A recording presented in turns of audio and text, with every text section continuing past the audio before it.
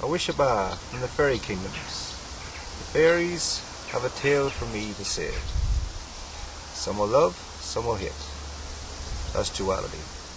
Different speeds for different creeds. There's a hug in every thug. So, on to the tale. Awahoo. Once upon a time there was a man named Fred. His idea of life was to get up, breathe, and so be it. Often he would come and sit next to a fairy tree for lunch or for a thought. In that space he would become more aware of what was around him. He would ponder on the fragrance of the flowers. He would ponder on the speed of the wind. Ponder on the bugs that would innocently crawl on his hand and legs like he was a tree himself. He got thinking and thought, well, if a tree can sit here and have all the benefits of nature, with all its life pulses, fruit and buzz, and never have to get up and do things alien, why can't I? So the next morning when Fred awoke, he washed himself for the last time and headed out to a river and sat under a tree to be like a tree, and he so fell asleep doing so. When Fred woke up, he saw that he had no clothes on and felt very itchy. He scratched and started to bleed, with blood pouring into the earth. He knew he couldn't scratch no more, so he jumped into a river to cool down. As he bathed in the water and got some relief, he looked at his reflection in the water and he so thought to himself, now where the feck did my clothes go? And then he remembered he left his house with no clothes on after his supposed last shower. He was so excited he left the shower naked and walked to the riverbank naked, completely unaware he was naked from the very beginning. Now this shocked Fred somewhat, that he'd go so far and do such a thing. But when he thought about it, he started to laugh at it and became somewhat proud of himself, to be able to forget to do a simple repetitive thing he had always done, like put his clothes on before he left the house, for reasons just to keep warm. But it was a warm day anyway. He stuck with that thought and discarded the shocked thought of what the heck am I doing or have done, realizing now that he in fact done something genius and liberating without even thinking about it. His newfound power was found not in his remembering but in his excitefulness. Why should I have clothes out in nature? That is totally ridiculous. Even more ridiculous than remembering to put them on in the first place.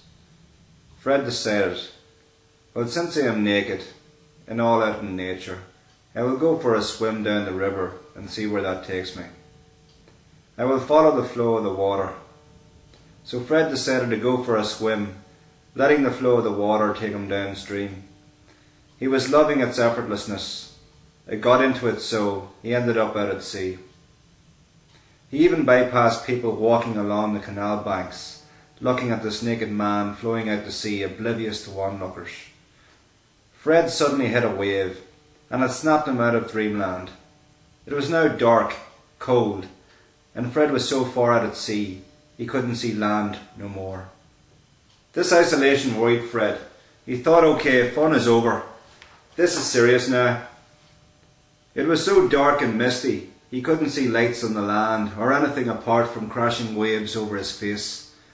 As he floated thinking what to do, he got more cold and tired and started to panic. He really got worried and so just picked a direction and swam. He swam and swam, but still no land came towards him. He swam more and still nothing. At this point Fred was losing consciousness, and then he drifted underwater and was never seen again. Now you might ask, what was that tale about? Where's the happy ending? Now, we didn't say it was a fairy tale. We said it was a tale. A fairy tale wouldn't have an ending. It would have a start for an ending. That's the difference between a tale and a fairy tale. So you want a fairy tale ending? Right so. So Fred was drifting and drifting until he fell unconscious and went underwater. As he sank down to the seabed, he was met with fairy mermaids and sea serpents. The sea serpents wanted to take Fred down into the underworld and let the fish eat his body for nourishment. The mermaids wanted to keep Fred alive and bring him back to shore.